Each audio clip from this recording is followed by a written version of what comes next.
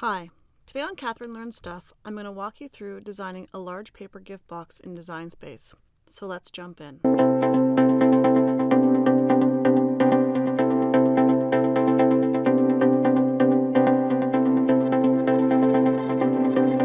I'm going to do the design for my large paper gift box in Design Space. So the first thing that I need to do is I need to pull up some shapes here. I'm going to use my rectangle or square piece, and I'm going to just make sure I unlock my dimensions so that they can change the way that I want to.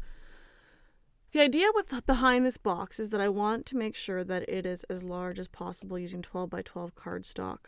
It's going to require a few extra pieces as it's going to be a large box, but it will allow me to have the most space that I can get with the box. Now, I've found that with cardstock, I find it hard to find nice designs and patterns on cardstock that are anything bigger than 12 by 12.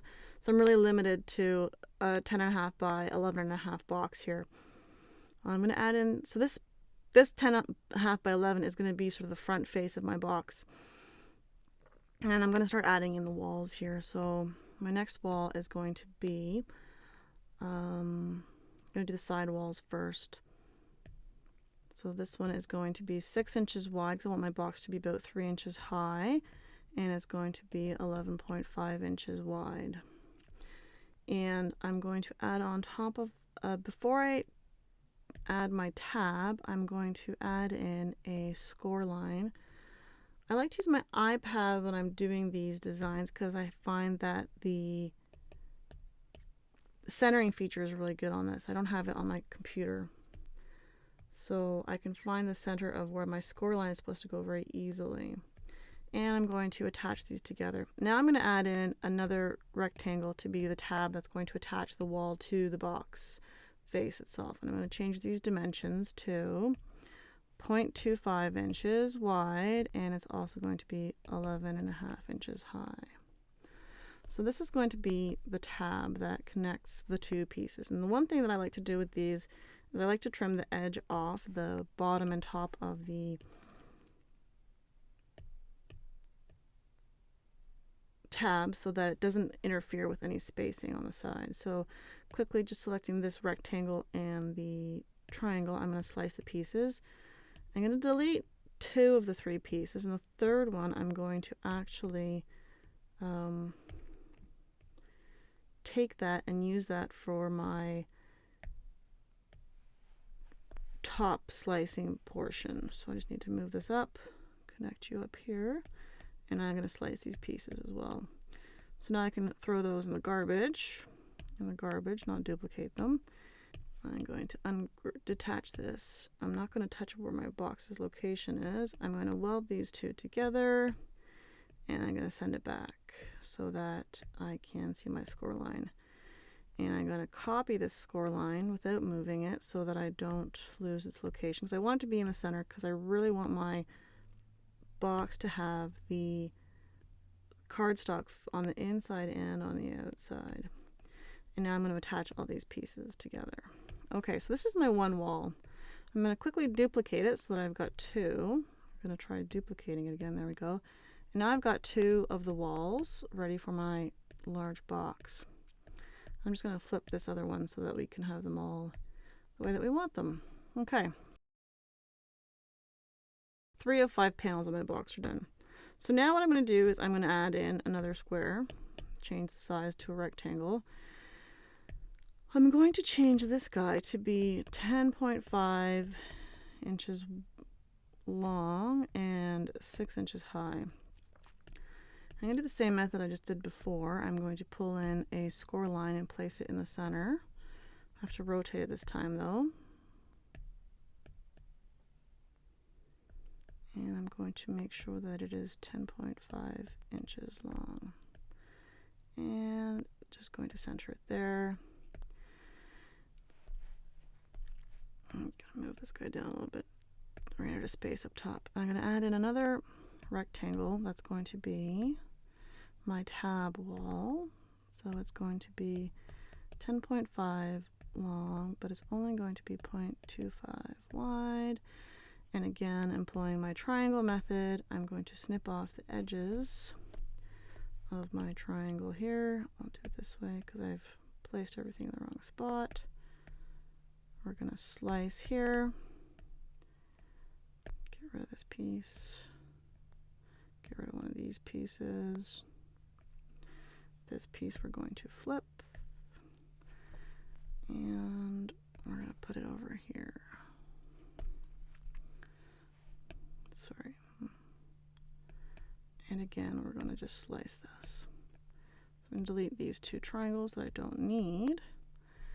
And I'm going to rotate this upside down because I did it upside down. And now attach this here and weld these two pieces together. I'm going to send it back again so that I can see my score line. I'm going to copy my score line and attach it up above here at the tab. And quickly, I'm just going to attach these pieces together. Now I have one other thing that these side walls need is they need a tab at the side that has to connect to the other walls. So I'm going to detach this because I need my score lines available and I need to make one more shape. I need to include another rectangle here. This guy is going to be 0.25 wide and it's going to be 3 inches high. So that's going to be kind of right there. And one other thing that I'm going to do again, I'm going to pull up my triangle, slice off these edges a little bit so that it doesn't have interference with the corner.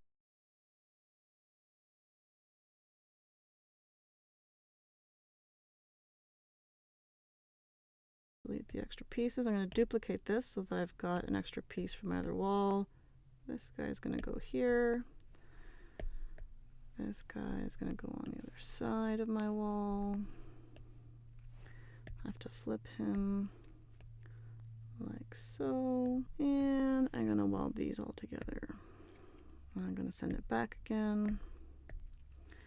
And I need to add one more set of score lines for these as well. This guy will go here, but it's got to be 3 inches high. And I'm going to duplicate it so that I've got an extra one to go here. Just going to line these up where they belong at the edges.